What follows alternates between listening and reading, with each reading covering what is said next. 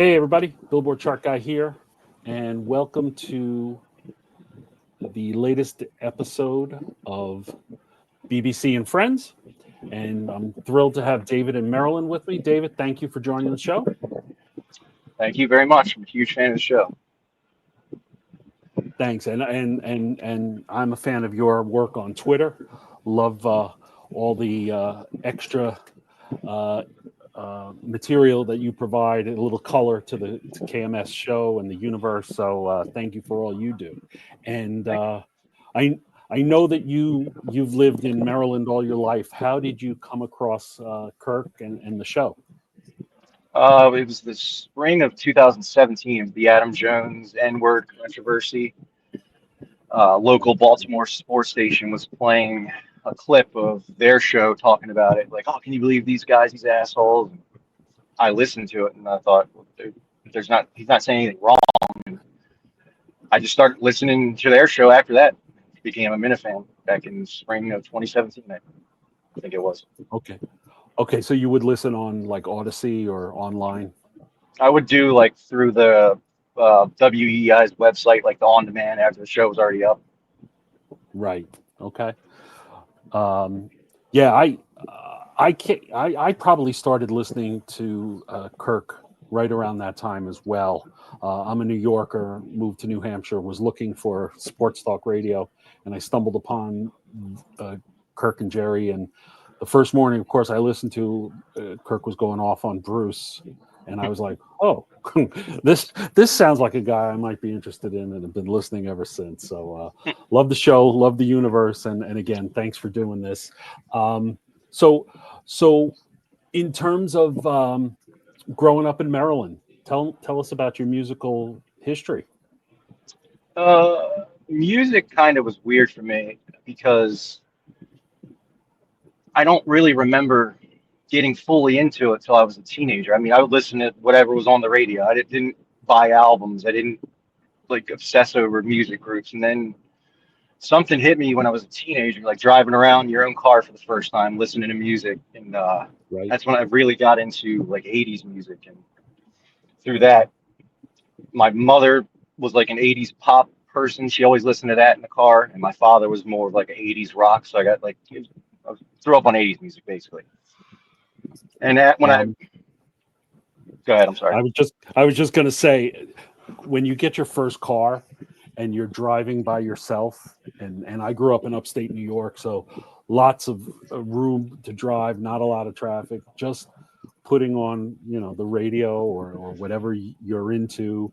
I remember, I mean, I think I'm older than you. Like I was in 1981, I got my license. So, whether it was Men at Work or the Police or just the freedom to drive and listen to what you want. It was really very cool time. So between pop and rock, like, were there some immediate favorites that came up for you? So 2002, Grand Theft Auto came out with a Vice City game, and that was set in the 80s, and they had 80s music in it, and that's when that was like, holy shit, like I love these music. I remember this when I was a kid driving around in the car, and started buying compilations, like 80s yearly like the Time Life collections, and I noticed that I liked a lot of the songs on all these compilations. So then I bought their greatest hits, and that when I bought their greatest hits and listened to that was like the gateway drug for music for me, because then I needed every album by them. I got into the Cars heavily, and then they kind of opened the door to get into other bands and other acts, other genres. They were the gateway drug for me for music when I was a teenager.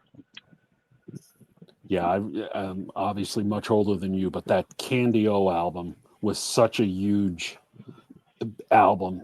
I think it was like 78 or 79, and obviously they went through like the mid 80s, I think, before they split up. Ocasek went solo, I think, and then Elliot Eason had some solo stuff as well. But yeah, they were an important band, and obviously a Boston-based band, Massachusetts-based band. So very cool how it all ties back to KMS. Right. What else from that period while you were buying all those compilations? Did anything pop out to you? Well, once I got into the cars, then it was like, all right, I realized there's these songs that you don't hear on the radio. They're great. There's got to be other ones out there. So I got into John Mellencamp big time. He was like the next deep dive for me, and then um, Blue Oyster Cult was another one that I got into, and then strangely enough, Jimmy Buffett was one that I got into a couple of years ago. Got pretty much all of his albums. Became a full blown Parrothead.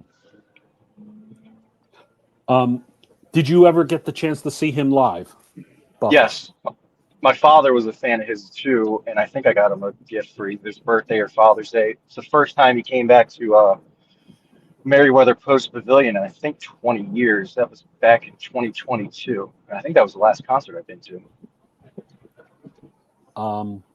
I never saw him live, and I didn't really get the whole Parrothead thing. Right. But it's a fun show, lots of covers. Is that correct? He had 2 or 3 from what I remember.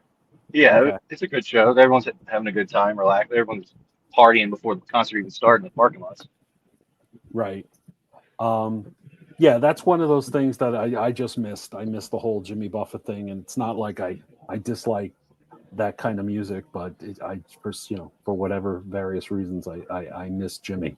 Tell me about Mellencamp. Have you seen him live?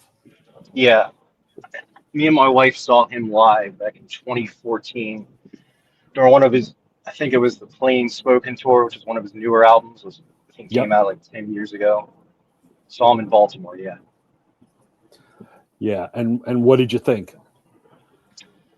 I mean, the cigarette smoking all those years, the voice isn't the same, but still good performance. I enjoyed it.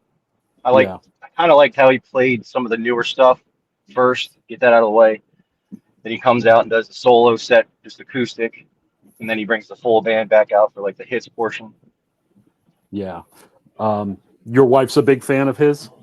Oh no, I pretty much had to drag her.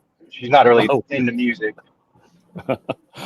Because I asked the question because my wife is, obsessed with him, and we've seen him probably 3 or 4 times and together, and then she's seen him probably another 4 or 5 times with her sister. So she's very much into him and goes whenever she can. He's like a real curmudgeon, though. It's so funny. Yeah, I just watched the Billy Joel documentary on HBO last weekend, and there's Bruce and there's Sting and there's Henley, and they're all talking, and Mellencamp's like, oh, Billy Joel didn't give a fuck. He's just like such a grouchy old guy. It's great. Yeah, I've seen the clip. I'm sure you've seen the clips of him yelling at people in the audience. Yeah, people say stop getting political, and he tells them to fuck off, basically. And he didn't do that at the show we went to, thankfully. Yeah, I saw that recently. I saw the other night Dave Matthews was somewhere who yelled stop playing because 2 guys were in a fist fight down in the front. I don't know where he was, but he refused to play until they took these 2 guys out. So a lot of interaction from the stage and in the crowd for sure. What was your first concert, David, you ever saw? I think it was Weird Al in like the early 2000s in DC. I believe that was the first like actual main, like not a local band concert that I've been to. Right. How old are you, David? 38. You're 38. Okay, yeah. So I got a few years on you. Weird Al, and you said your last concert was Jimmy Buffett? Yes, it was back. Yeah, 2022. That's the last one I've been to. And what's your most memorable concert or your favorite concert you ever attended? It's got to be when I saw the Cars, the last surviving members back in 2011 at the 930 Club in DC. Because I never thought I was going to see them because Benjamin Orr died in 2000. Right. And Rick had pretty much said he wasn't never going to get the band back together, and then they got back together and they released an album, and I didn't think they were going to tour, but they did like a short 10-city tour. Got tickets and went and saw them there, and it was just unbelievable. I couldn't believe it. And is that a small? I've never been down there. Is that a small club? Yeah, it's a smaller club. Yeah. And that's kind of And what they did for that tour, is smaller venues. nice. Did they kind of play the new album and then play the hits, or was it Yeah, it mostly? was like they were touring for that album. They played like 5 or 6 songs from that Move Like This album, then the rest were just the hits. And that was the last album that they put out. Yes. Yeah. Yeah.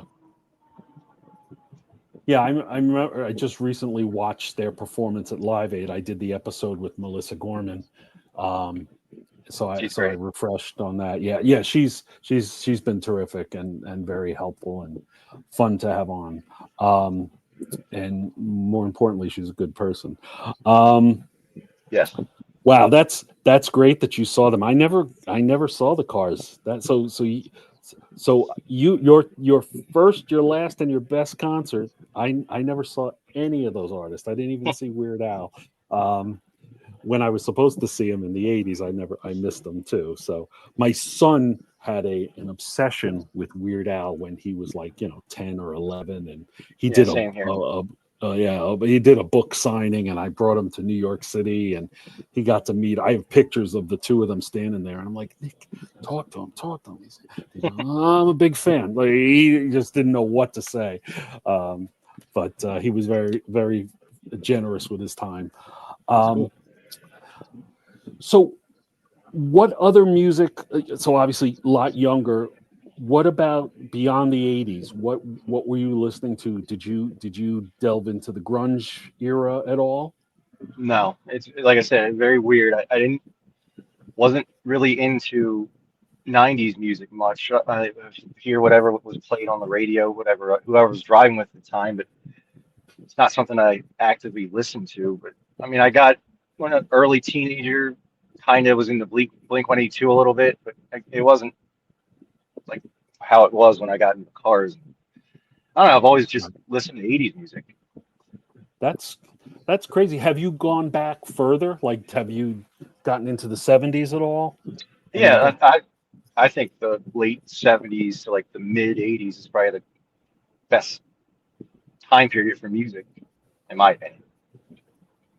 Uh, a lot of people would agree with you for sure. I've said it before, like 75 to 87. I Yeah. love that period. Um, what do you like that's a little older from that era? From the 70s, Yeah. um, I got into Blue Oyster Cult. They had a bunch of albums in the 70s. Also Right. like the Eagles, um,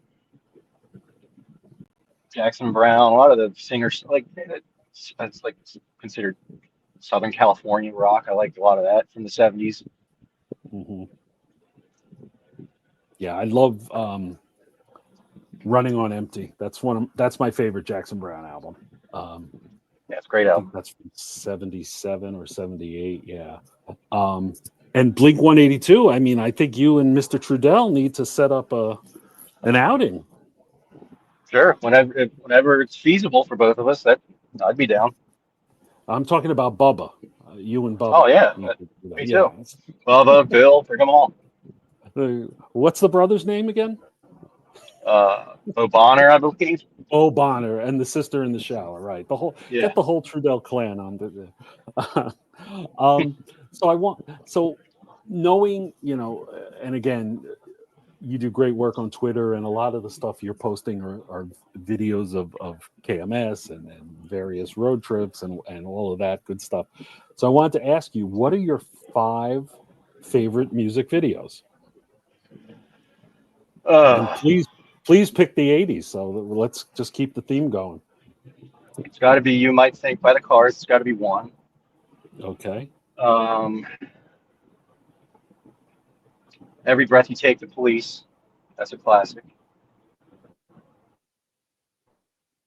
Okay. Uh,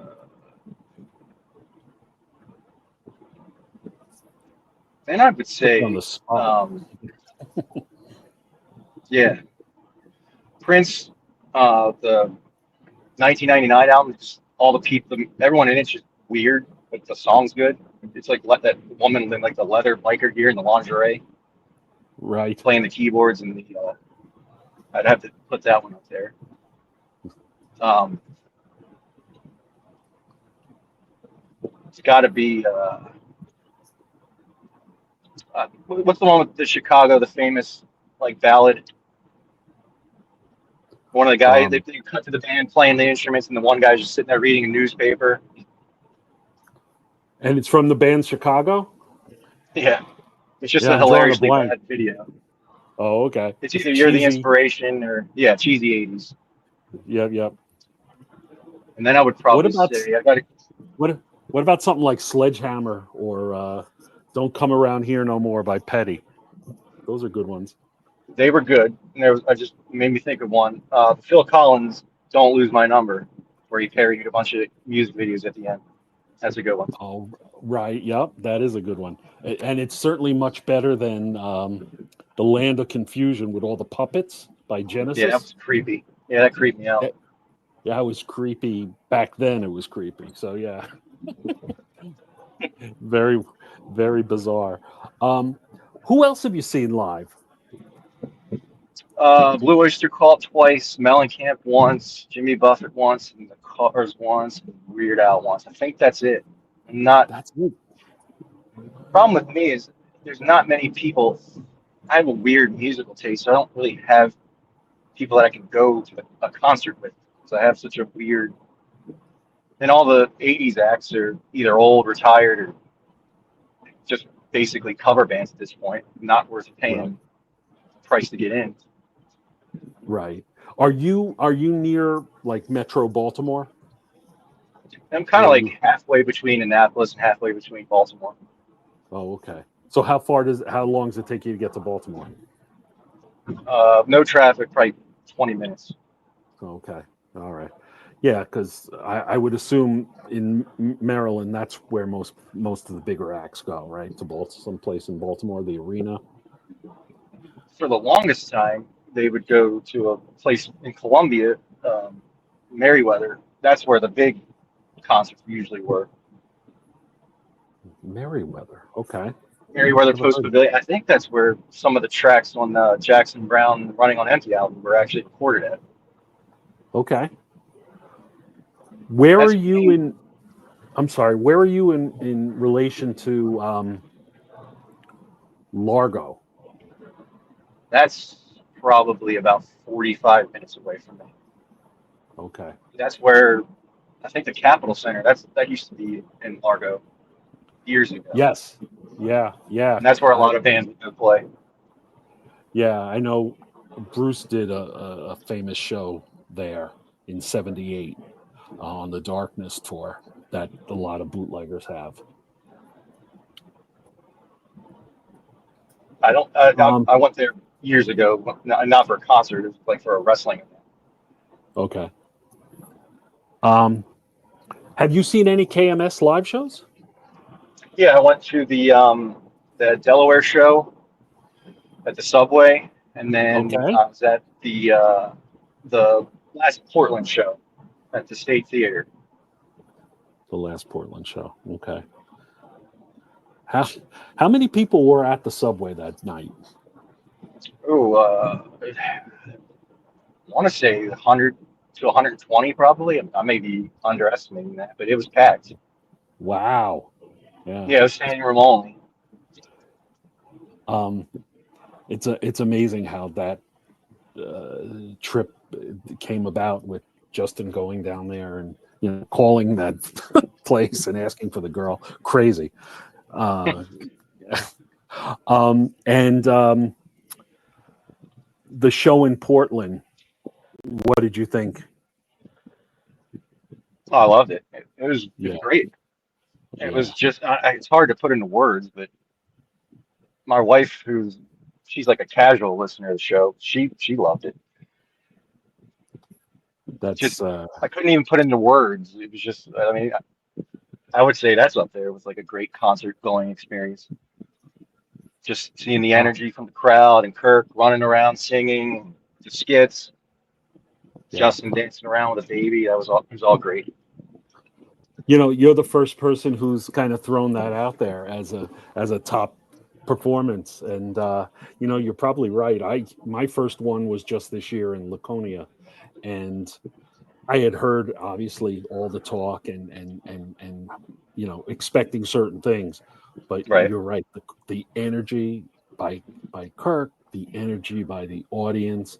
I guess this place was a little smaller, maybe than Portland, so maybe it was just a really intense and overwhelming at some points experience.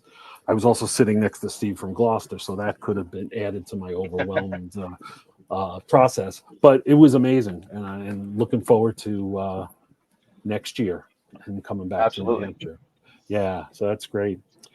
Well, listen, I appreciate the time, and again, I'm such a big fan of yours on Twitter, and truly, your kind of your work kind of just adds some color to the Miniverse, and I appreciate and I always appreciate the kind words about this little show. So thank you for taking the time today to do this. Thank you. Whenever you want to talk about 80s music, I'm here. All right, I'll take you up on it. Thanks, David, and Thank you. to the audience. Thanks, everybody. Thank you, Kirk and the Minifan Network, and we'll be talking to everybody real soon. Thank you.